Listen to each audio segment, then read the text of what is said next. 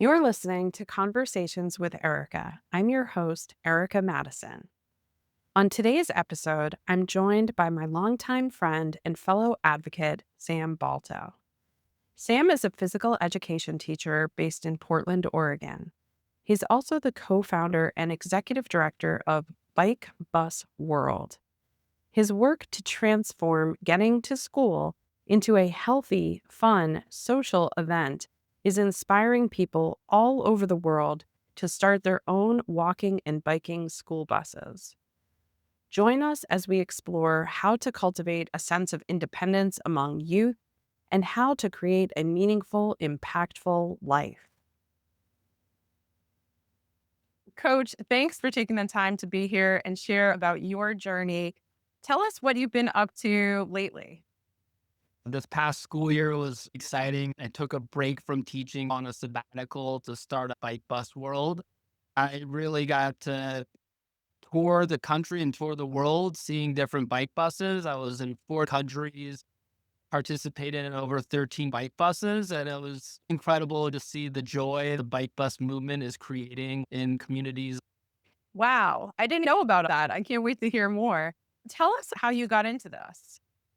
Yeah, it's been a long journey. My social media presence started years before.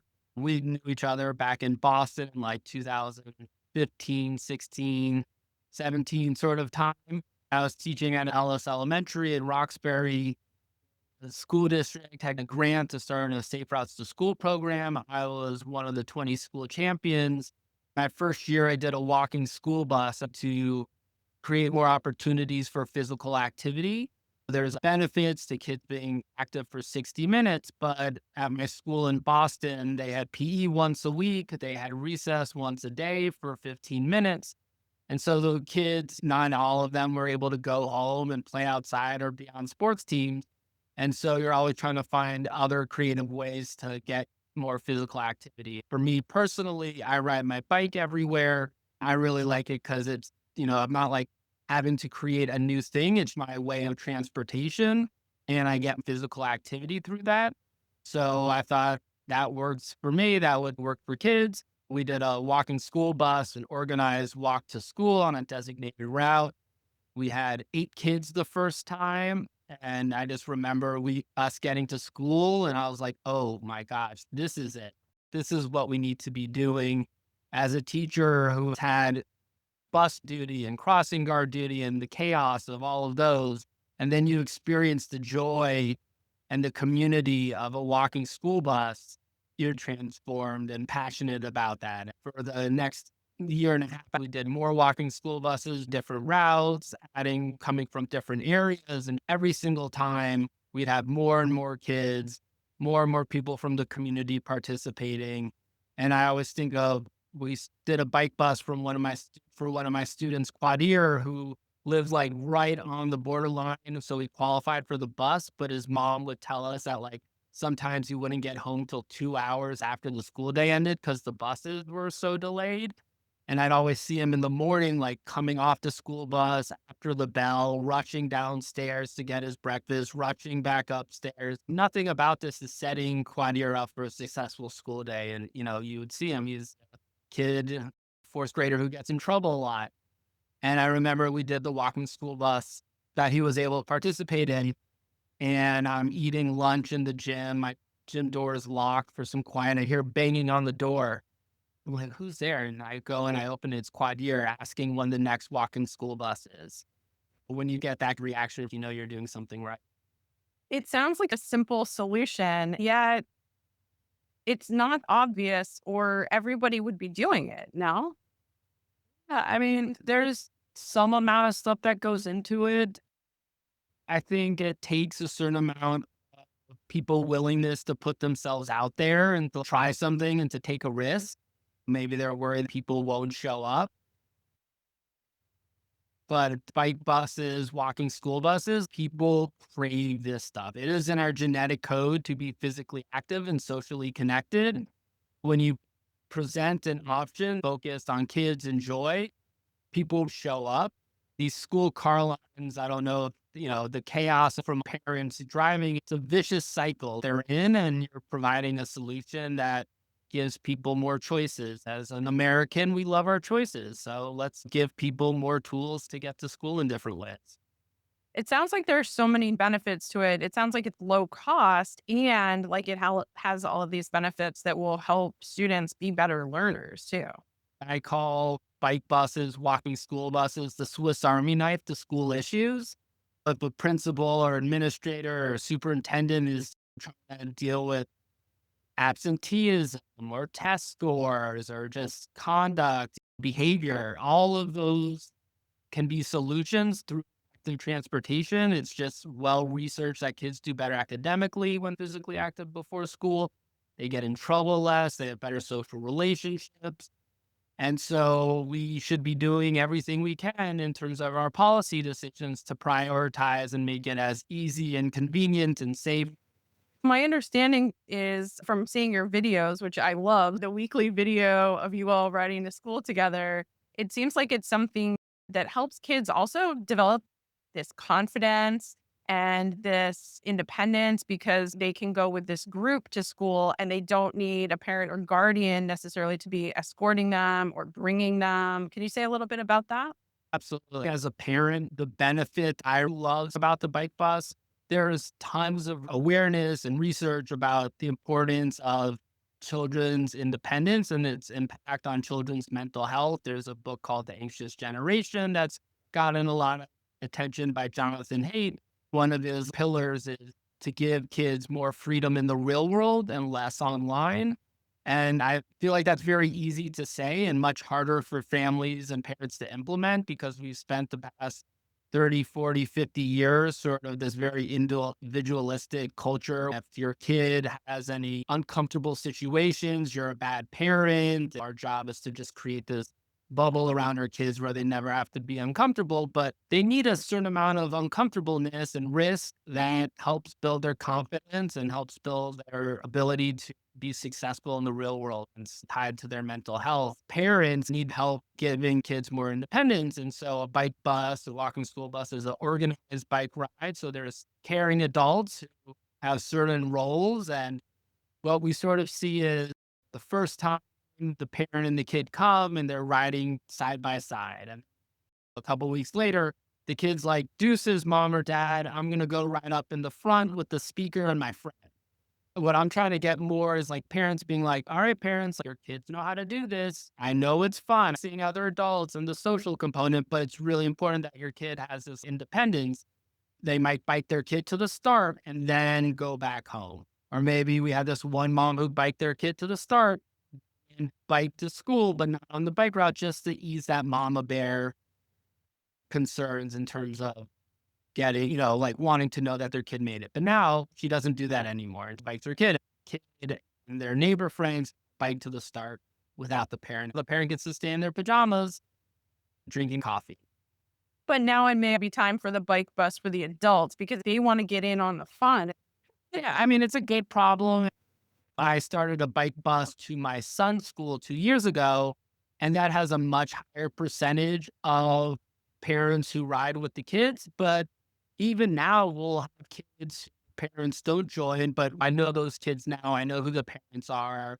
If there was an issue or something like that, I would feel comfortable reaching out and following up. Does it seem like many of the adults who learned about this have started bike commuting or incorporating more physical activity into their lives? Once you have your bike set up, the gear, helmet, bike lock, it's easier to do it regularly. It's the initial getting all the stuff you need. And I've gotten messages from parents being like, over the summer, being like, hey, like my daughter refuses to get in the car and she makes sure that we bike to the post office and to the grocery store. And it really is cool to see how the kids see and feel how much benefit they get out of that and how much better it is than being in the backseat of a car. Kids can be very persuasive. When you sell it to kids in a fun way, they want to come. Kids want to be with their friends. They want to be outside.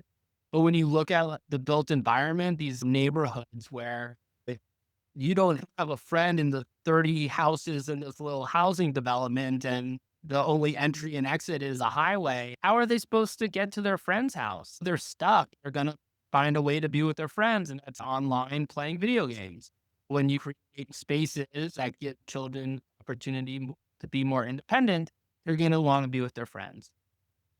Now that you've been leading the bike bus for several years, what kinds of examples do you have of the impact that this has had on some of the students? Any others that come to mind for you? I hear all the time about impacts on confidence, kids being more focused during the school day. Kids take a lot of pride in it, part of their identity. We did some advocacy work for better infrastructure, passing a bill in Oregon. Students testified, shared their experience. It's building their skills, learning they have agency, can create change in their community. And that just creates the snowball effect where they want to be active citizens as they get older and they know their voice matters and they're seen. It's really cool. Our leaders are paying attention, seeing that all across the country and all around the world that people are seeing the streets filled with joy with children and they're responding. I remember when I was a youth activist, it was such a confidence builder to feel I could influence something, get my school to change its practices and make them more environmentally responsible. I imagine for these youth as well that it really is such a confidence booster and a skill builder. Yeah, we have a survey to bike bus leaders from around the world. I think it's up to 180 now, different bike buses that have filled out the survey. And one of the questions is, what inspired you to start a bike bus? Something like 40+% said Coach Balto Alameda Bike Bus. I communicate that to the kids that like they are creating this massive impact by riding, that they're inspiring more people, more communities to start their own bike bus. Kids just want to be kids and have fun with their friends. But I definitely do believe that like when the kids are older, they'll be like, oh my gosh, we really created some serious change in the world. That's so special. It's easy for people to feel like what I do doesn't matter. I'm only one person.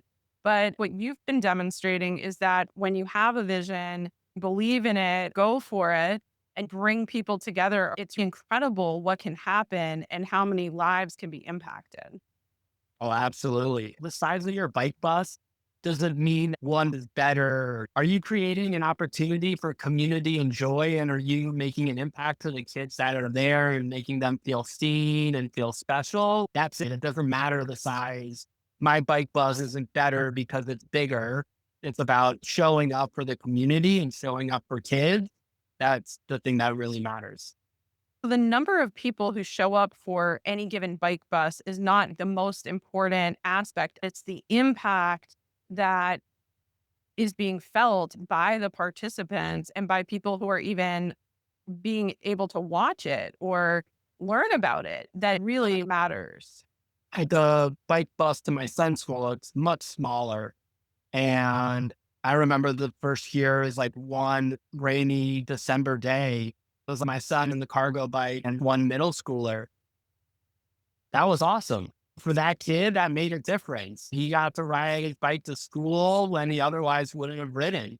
But to be able to create that and for that kid to feel like the community cares has massive impacts. One of the things that strikes me about this story is that this was not in your job description. You really took it upon yourself. So, will you share a little bit about that for the people listening who feel limited by their job description and have aspirations of doing something meaningful that taps into their skills? I was talking to someone recently and they're like, how'd you get here? I was the captain of my high school hockey team. I was a summer camp counselor. That was a formative experience.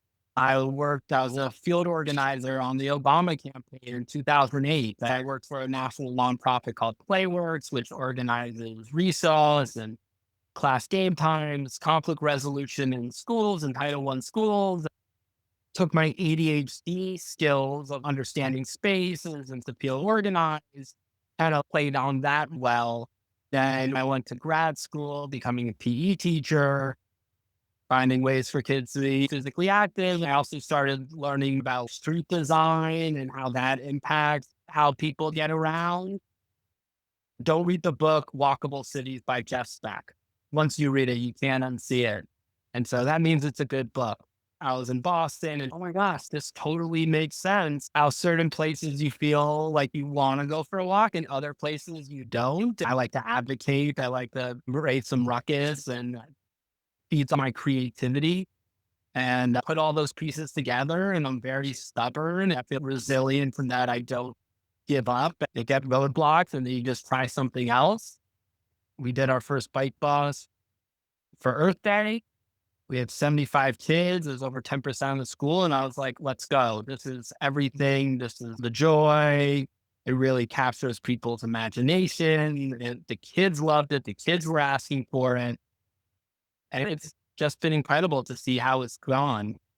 What advice would you give to people who are feeling like they're limited by their role or their title, and maybe they feel like they don't have the necessary training, credentials, degrees, or qualifications, but want to do something different, maybe entrepreneurial? What would you say to them? Just do it. If it's your moral compass, I care about kids and I want to be child focused. If it's about bringing community together or helping people, you don't need permission for these things. This is a message people need to hear. You don't need permission to make your communities better. The first year I started a bike bus to my son's school, he was in kindergarten. And that spring, we're biking to the start of the bike bus.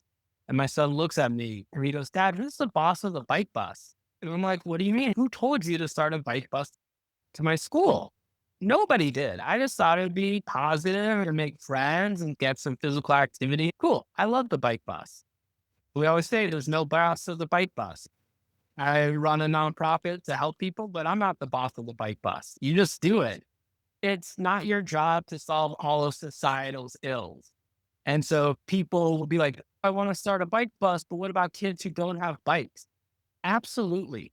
This is grounded in inclusion and equity, and there are these systems, and people have some and people have less, but you are not going to be able to remove those barriers for those other people unless you start with where you can start and you get more people joining what you are doing.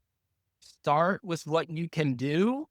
And as you do it consistently, more people will join and help remove barriers. I had a talk with this dad yesterday in Edmonton. He's an engineer, total engineer brain. I could tell from his email. And he's like, what do you do about the ride home? Sign offs and stuff. Most bike buses don't do rides home because it's logistically more challenging. If a parent or a kid says, oh, I want to do the bike bus, but there's not an option home, then I feel like it is your place to try to pair them up with someone. It's like, cool. Are you going in this direction? But unless someone raises their hand, we don't need to make up problems. It's a two-way street. People need to show up and ask for help. It's okay to be vulnerable and ask for help. That's what we're here to do. You brought up permission, recognizing somebody isn't necessarily going to bestow upon you the ability to do these things. It can be self directed and democratic. You don't have to have it all figured out to get started. You don't have to have every single detail and every single contingency figured out before you get something going, at least on a small scale. And you adjust, improve. Consistency is one of those special ingredients about the bike bus. And when I say consistency, it's not every day. It's not once a week. It's like as consistently as you can consistently do it. People will be like, oh, you should do it 5 days a week. And I'm like, are you going to pay me? No. Okay. Then I'm going to decide what I have capacity to do. If I do it 5 days a week, I'm going to get burnt out and I'm going to be annoyed. Once a week works for me and my schedule with my family. But that's what we're going to do. If somebody wants another day, I'll add you to the flyer. And you lead it. This is where I can show up. So, that sustainable aspect, not trying to have it be so comprehensive that it's going to lead to burnout, but really thinking of what's the rhythm, the flow, the pace that feels right for you. And so it sounds like there's this level of listening in and experimenting that's maybe happened that has led you to this frequency feels good. Yeah. It doesn't have to be a certain distance. In Boston, We did walking school buses like once a fall, winter, spring. And then a mom was like, oh, we should do a walking school bus every Friday from this park that was 100 yards from school. So we met at a park 100 yards away. You could see the school. The kids would play. Parents would sometimes bring muffins. We had city councilors come and visit us sometimes. And then we just walked to school. And it was amazing. I remember there was this parent who was driving his daughter to school and was like, wait a minute, can my daughter walk with you all? Absolutely. And he stopped his car in the middle of traffic, got his daughter out and helped her cross the street. For that parent now does not need to be in the school car line. That kid got 100 more yards of physical activity. We had fun because more kids were participating. And it was like 100 yards. So it like doesn't have to be, oh, it has to be 2 miles. Do what works for you and you can show up consistently, and 100 yards is 100 more yards of physical activity. It's that many less cars showing up to school, creating a chaotic, polluted environment where children are learning. You and I met originally in Boston, and Yes. then we got to spend some time together in Portland, Oregon, and Boston. So we have this bi-coastal thing going on. I'm curious how you've been able to really connect with people all over the world. Sometimes we let things like time zone or culture or language or other things be barriers. Could you say a little bit about how you've been able to work with people across different situations, different size organizations or communities? I feel lucky to see these glimpses of different communities all around the world.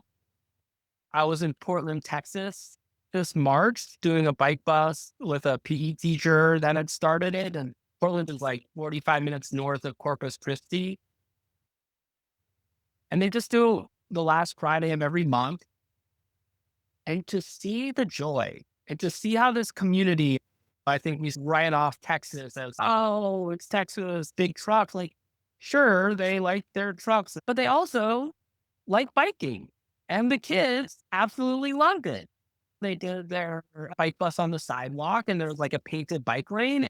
I remember I posted a video and somebody's in the chat, why are they biking on the sidewalk? They should be in the sand. Because that's what they needed to do to be able to do this. I don't pay them. I'm not the boss of them. They get to do what feels right for them. Maybe over time, they'll feel more comfortable with the kids' biking skills. Hey, we need more than paint. Can you put up flex posts? But meeting communities where they're at and not judging them for doing things a certain way. I can be a stubborn person sometimes. And I've really learned that there's multiple ways to do things. And the way I like to do things is oftentimes not the best way for other people. And so you present a lot of different ways of entry and feeling a part of it. And I call Bike Bus the original Barbie because it's not like if you do Barbie or bus. If you don't do a bike bus, you're less than. There's lots of different ways to promote joy, promote physical activity, be child focused. There's family bike rides, walking school buses, school streets. There's play streets. There's all these different ways that we can create community. And that's what the bike bus movement is about. You're making me think about a tool I use in my work, Lego. Yeah. And with Lego, when we do different activities, we discover that there are a lot of different ways to make the same thing. If you instruct people with a certain set of Lego bricks to, for instance, build a tower, and you give them a couple of minutes to do it, even if you tell them that one particular element has to go on top, you are going to end up with so many different looks. It's fascinating how much variety there will be. That reminds me, there are a lot of ways to go about this. But at the end of the day, what you're talking about is the same elements. You're talking about community, social cohesion, bringing people together, physical activity, being outdoors, instilling in youth a sense of confidence. And so the particulars of it don't really matter that much. And you can have so many different ways of organizing something like this.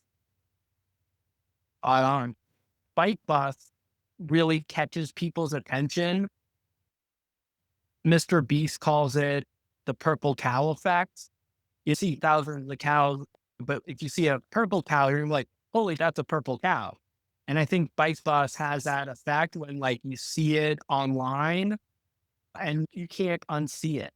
There's this PE teacher in East Hartford made a video inviting Justin Timberlake to join our bike bus, and it jumped the algorithm, as they call it. You get placed in the bike bus, active transportation, kids bubble, but it jumped to Justin Timberlake fans. This PE teacher saw it and she's transformed. She's getting kids bikes. She just did a grant at bike education. He's leading it like once a month. It's incredible to see how she has taken it and it's revitalized her career. Sometimes you get complacent in teaching. You have your cake, your classroom, the lessons. You can have an awesome cake and frosting what you get paid for. Sometimes you want to add topping. My personal topping is active transportation, walking school buses, bike bus, school street. It's been cool to see like all these other PE teachers being like, oh, I want to add that topping to my cake and bring this to my students. I'd love to hear more about that. We've talked about how this has impacted communities and participants, how it's shifted thoughts about what's possible. How has it impacted you, your career, and overall life to have this be part of it? That's a great question. I love working with kids. I love being an educator. This has given me an opportunity to have a more base to lean into the things that I'm passionate about. I still love to teach PE and work with kids. This is just a different way of doing it. Being able to teach parents and help parents do this, I think is really important and powerful. If you can get parents out of there reading a bike bus, they're more likely to be able to empathize for my student in Roxbury or the student that more marginalized school.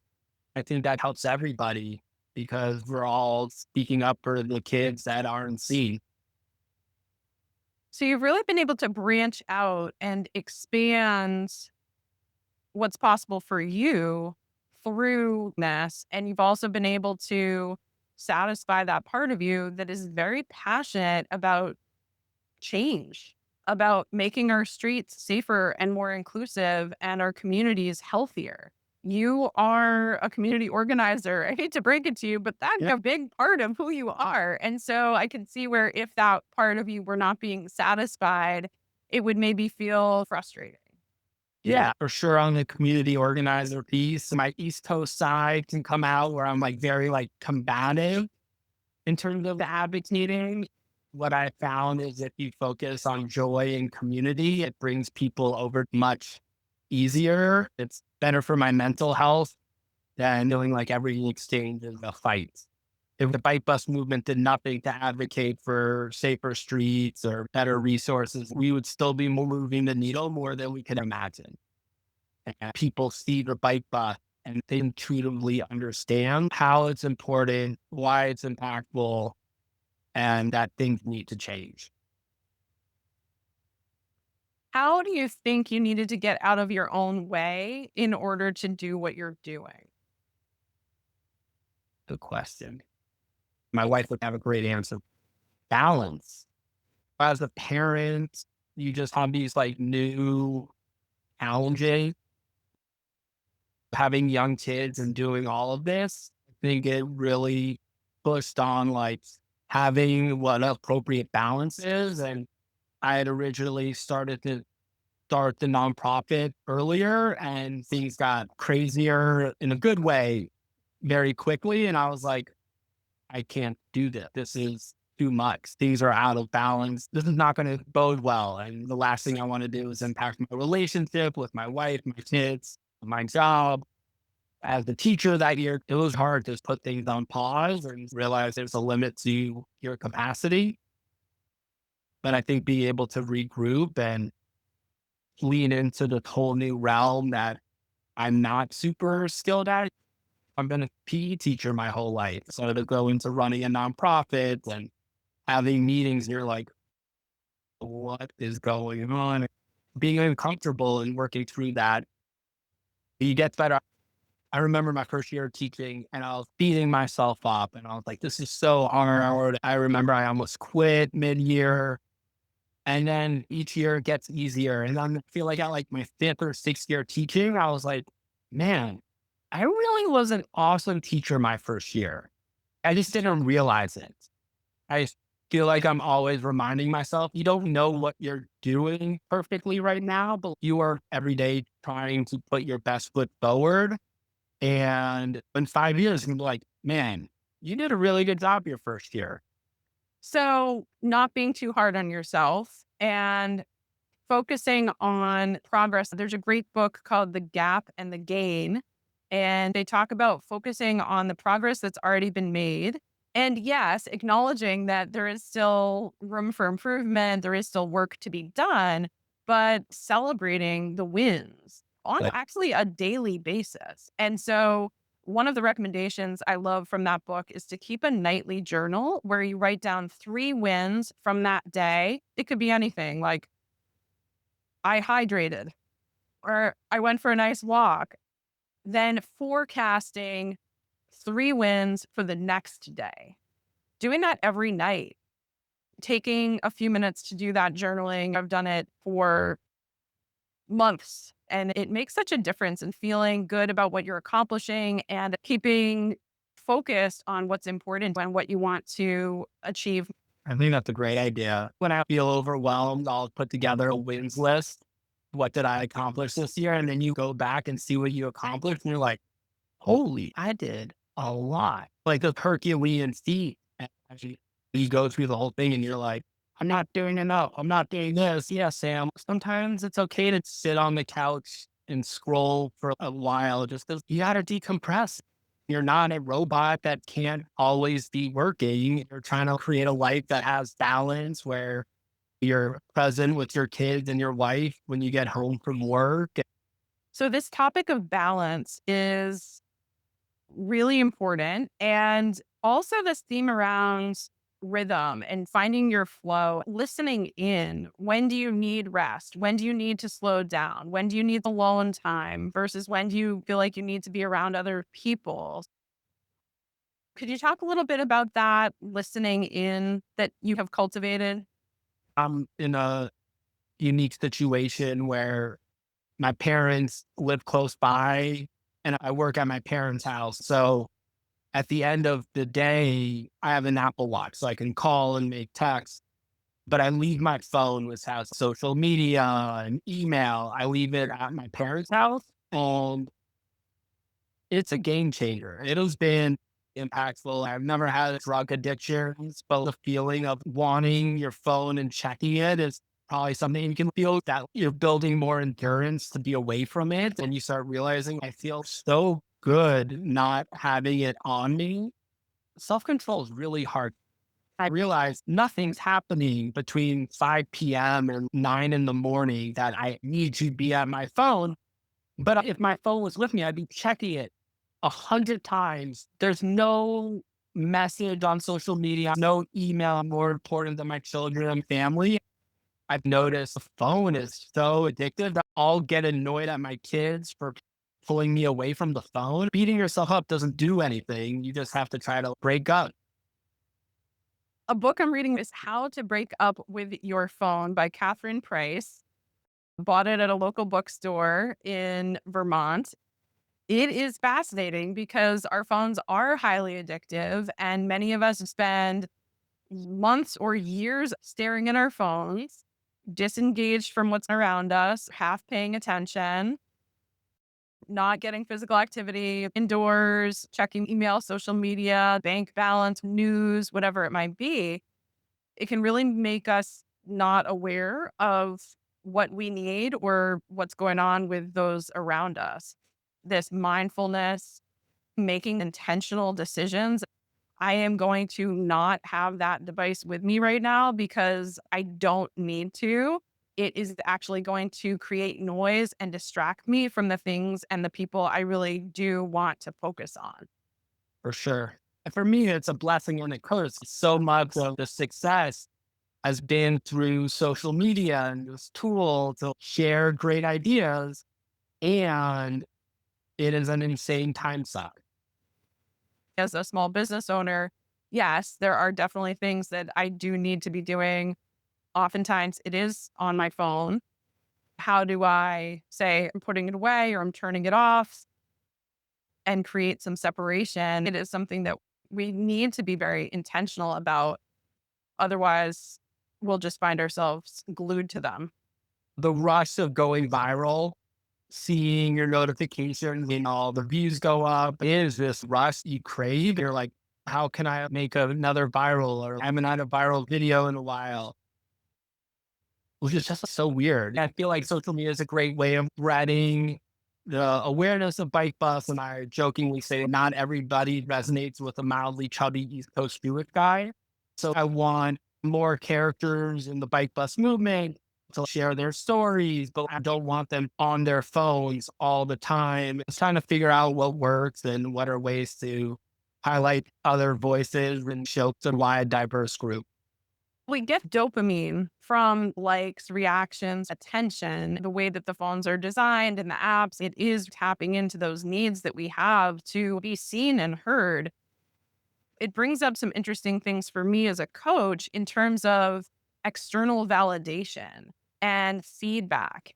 What are we looking for from outside of us, and how to fill those needs in ways that are not dependent on these devices?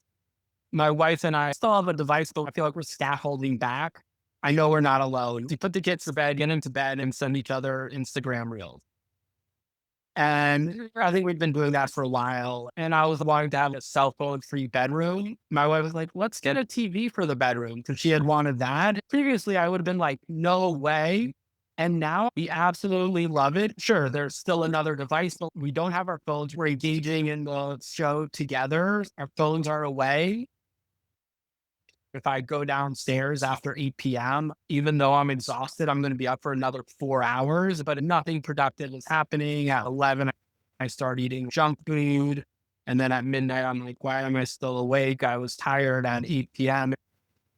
It keeps me upstairs away from all that. I'll go to bed much earlier.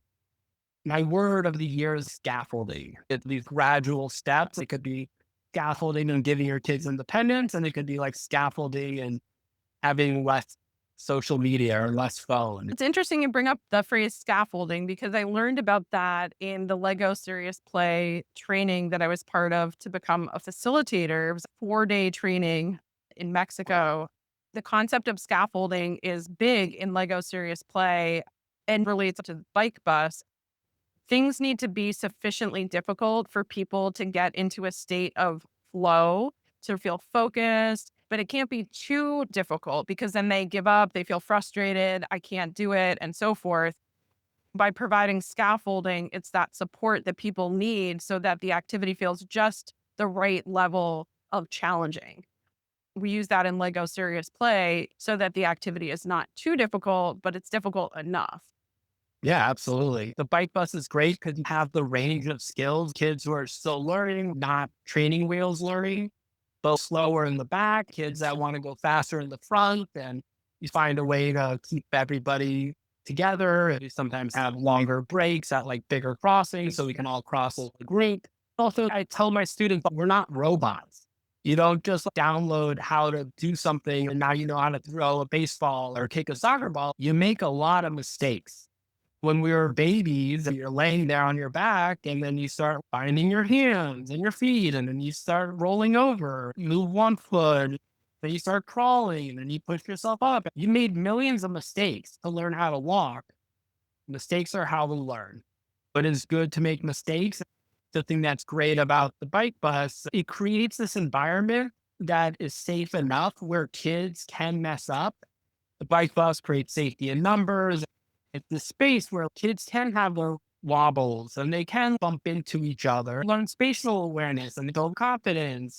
You need the space that allows them to make mistakes, build confidence biking in the street, the real world, going to functional places. Once you become more competent, you become more confident and you want to do it more. Those are important skills because as adults, we need to be able to be adaptable, to be resilient, to feel like we can make mistakes. Everything doesn't have to be perfect. Many workplaces do us a disservice because failure is not accepted. Risk is not accepted. So these qualities that you're helping the children learn are going to serve them well long term. Yeah, if I can be that voice for parents, it's okay to take risks. Here are the things you need to do so it's not total chaos. Play has inherent risk. Living in the world has risks.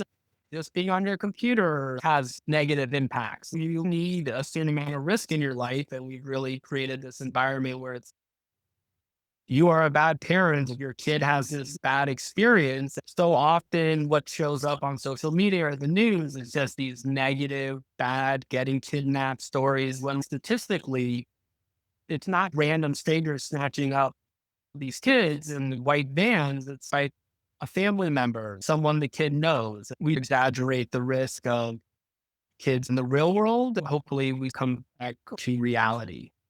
This level of comfort with risk is important if you're an entrepreneur, if you're a community leader, if you're a parent.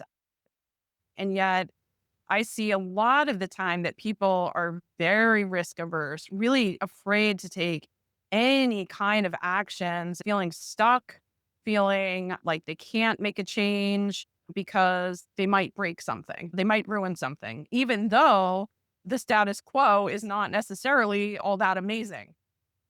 We don't ask parents to carpool if they have insurance or liability coverage. Everybody's, do I need to ask the school, the principal, if I can do a bike bus? Would you ask the principal if you can carpool? No, absolutely not. You would just find another family carpool. That's basically what we're doing, except we're not limited by the size of your car. So, in closing, thoughts? We can keep going. Yeah, we have no shortage of things to talk about. In closing, Sam, tell us about what you see coming up in the next few months or years. What's your vision or your plans? Plans, hopes, doubling, tripling down on the bike bus movement. You gotta find those communities and those individuals who want to start it and make it easier for them. If any listeners want to donate, go to bikebus.world, email me at hello@bikebus.world.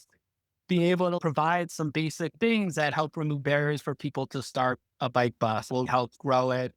We have a global bike bus summit. Bike bus leaders come and get together. It started in Barcelona, then it was in Germany, last year in Worcester, UK. Excited to see it grow again next year in Lisbon. I think we're going to bring it to the US the year after. Change does take time. So we're here for the long haul. We're not going away. Putting in systems and support to make it sustainable and scalable. It's just a matter of time until we hit that tipping point where this is the norm. I used to think the goal of a bike bus was for it to not exist, that kids and communities have trust, the roads were safe, and they have confidence, and now you don't need it. There's this social cohesion.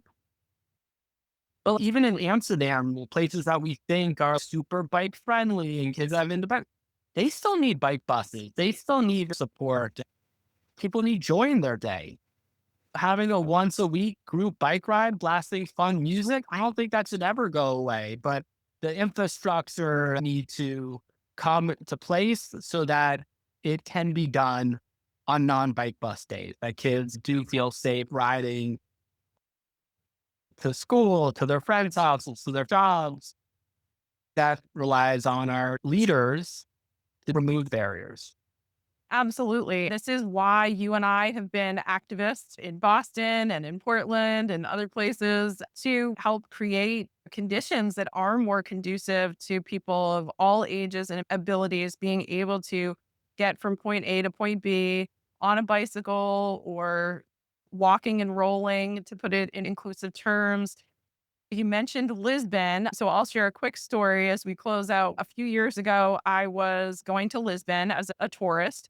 I reached out to Chris Bruntlet and learned from him about activists in Lisbon who were doing work around better biking and safer streets. He connected me with some folks there. They met up with me, hooked me up with a bike, and showed me around. We biked all over Lisbon. They showed me new protected bike lanes, cycle tracks, and everything that they had helped get created through their advocacy, through their organizing. It was quite a transformation over a few years.